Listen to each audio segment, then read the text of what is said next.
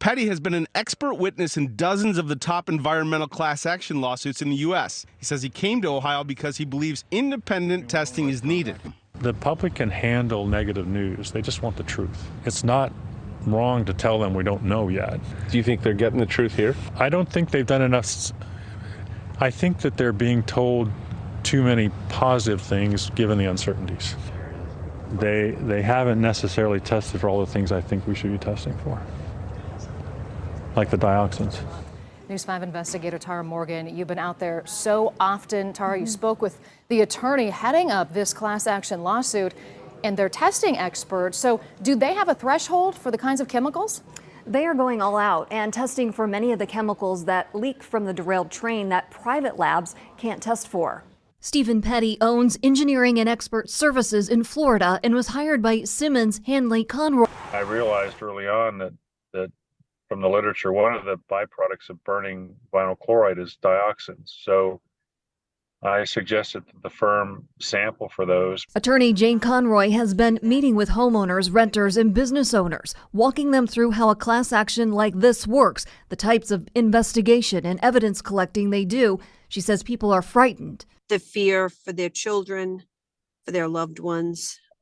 What are these toxins going to do? We need to get some sunshine on this issue and these and the running of this railroad through East Palestine and anywhere else in the country where there are these trains going through backyards.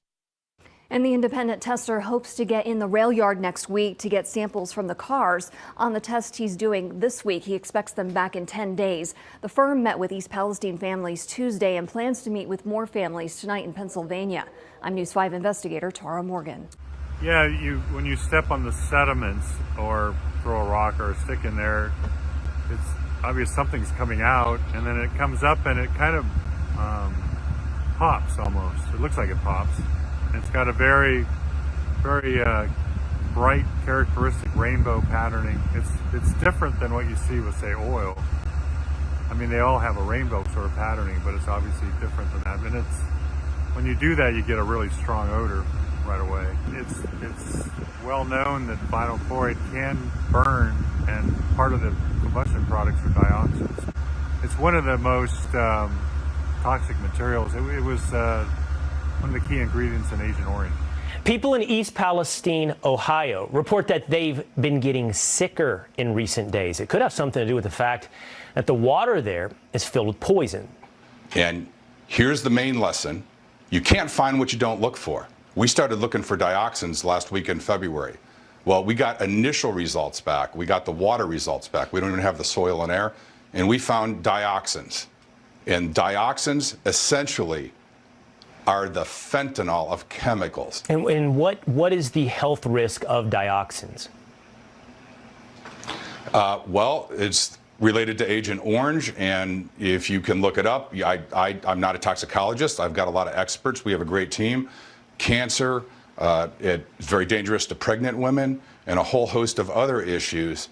And I can tell you what separates this from other experiences I've been to, people are getting sicker by the day. Children are spitting up, coughing up blood. I saw pictures today when I was with residents. So, Scott, you mentioned you can't find what you don't look for. You looked for dioxins. You've been doing this, as you mentioned, I think you said some 60-odd incidences you have investigated independently since the one that you lived through yourself. And I know you've said this, Scott, that has in turn given you the playbook for how these things are normally handled by the government, the EPA, by private corporations that do the testing. What is the playbook? Yeah, the playbook is, let there be no doubt about it, the public relations people are calling all the shots. And I can tell you right now, the playbook is going to be dioxins are ubiquitous in the environment. And I don't even need to get the rest of the results, because I can tell you right now, children spitting up blood, people with headaches, getting sicker, that was not ubiquitous in health symptoms in this environment. The good news is we're going to find the truth, and we're going to find out what people have been exposed to, and they'll be able to go to the doctors and get help, and this will be able to be cleaned up properly. Oh, that's where I want to finally arrive at in our conversation, Scott. I know you tested furnace filters because it's the greatest indication of what's in the air and what people have actually inhaled. I know you're going to look at water and soil as well. And I appreciate you're not a toxicologist. I appreciate the limits of your own expertise. But having done this 60 times, to your point, what is your outlook for East Palestine, Ohio? Is it that the dioxins can be removed and people can again live in this village? Or what is the prescription for the cure here in this village and for these people? Well, there's a great expert team. You got to solve the problem. Like Einstein said, you got to admit there's a problem, and then we can solve it. We need to admit there's a problem here and work together. I also want to say furnace filters.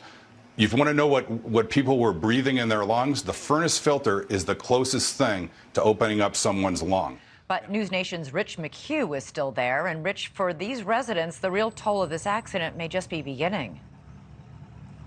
That's exactly right, Elizabeth, especially when you hear from these more than 24 residents we spoke with and the independent testing expert who shared his results with us exclusively. Take a look. The EPA has not tested my house, my soil, nothing.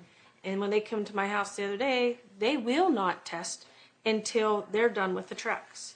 When they're done tearing up and fixing the tracks, then they'll start testing my home. In February, independent water contamination expert Scott Smith, who has been to 60 major oil and water contamination events, came here to test the water, the soil, and something nobody has tested, furnace air filters from 15 homes in and out of the evacuation zone. You can't find what you don't look for. So we're looking in furnace filters for the broad spectrum of dioxins and other semi-volatile organic compounds, and in soil and in water. How dangerous are dioxins? Dioxins don't go away. You get exposed over time. And dioxins, I say, are the fentanyl of chemicals. These residents, they're not making this up. There is something going on. And I believe it's the way these chemicals may be combining. Former EPA Administrator Judith Enck. And he found contaminants in the filters, which is not surprising.